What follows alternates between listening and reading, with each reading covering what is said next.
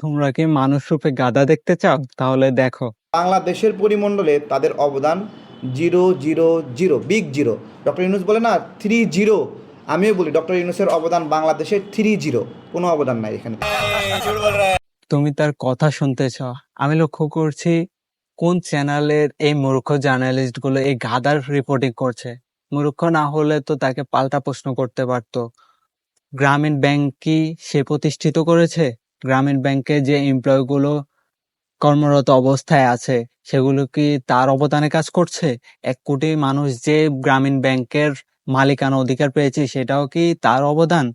Doctor Mohammad Yunus sir যে অক্লান্ত পরিশ্রম এবং জ্ঞান অভিজ্ঞতা দিয়ে বাংলাদেশকে রিপ্রেজেন্ট করেছে পুরো পৃথিবীর সামনে এবং সম্মান এনে দিয়েছে, সেটাও কি কিছুই না যতদিন পর্যন্ত না আম মধু বিক্রি করছে?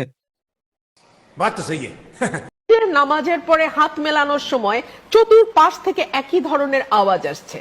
আজীবন ডক্টর ইউনূস থাকুক, 5 বছর ডক্টর ইউনূস থাকুক, 7 বছর ডক্টর ইউনূস থাকুক। না না, এটা তো জনগণের একদমই বলা উচিত হয় না। জনগণের তো বলা উচিত ছিল যে নির্বাচন চাই, সাথে রুবিন ফারহানাকে চাই। सही पकड़े हैं। Sorry, barrister Rubin Farhana.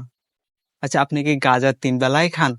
Doctor Mohammad Yunus স্যারের প্রত্যেকটা পদক্ষেপ এবং প্রত্যেকটা কাজে আপনাদের বিএনপি বাম হাত ঢুকে আসতেছে। এখন কি জনগণ স্বাধীনভাবে নিজের মতামতটাও প্রকাশ করতে পারবে না? এটা তো এমন হইলো যে আপনি নদীতে ডুবে যাচ্ছেন আর আমি আপনাকে রেস্কিউ করে আমার নৌকায় তুললাম। আপনি স্বাধীনভাবে বসতে পারছেন না বলে আপনি আমাকেই ধাক্কা দিয়ে ফেলে দিলেন। समझ रहे हो आप समझ रहे हो ना? বিএনপি ক্ষমতায় যাওয়ার জন্য নির্বাচনের কথা বলছেন। এটা কি সত্যি আপনারা ক্ষমতায় যাওয়ার জন্য নয়, দুর্নীতি, চাঁদাবাজি, লুটপাট করার জন্য নির্বাচন চাচ্ছেন?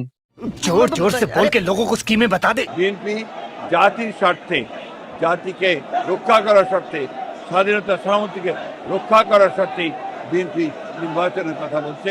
ফখরুল সাহেব, সেই জাতি তো বিএনপির নেতাকর্মী আর বিএনপির সেই চামচাগুলোই তো। बंद करो, हाथ जोड़ के मैं मोदी साहब से गुजारिश करता हूँ।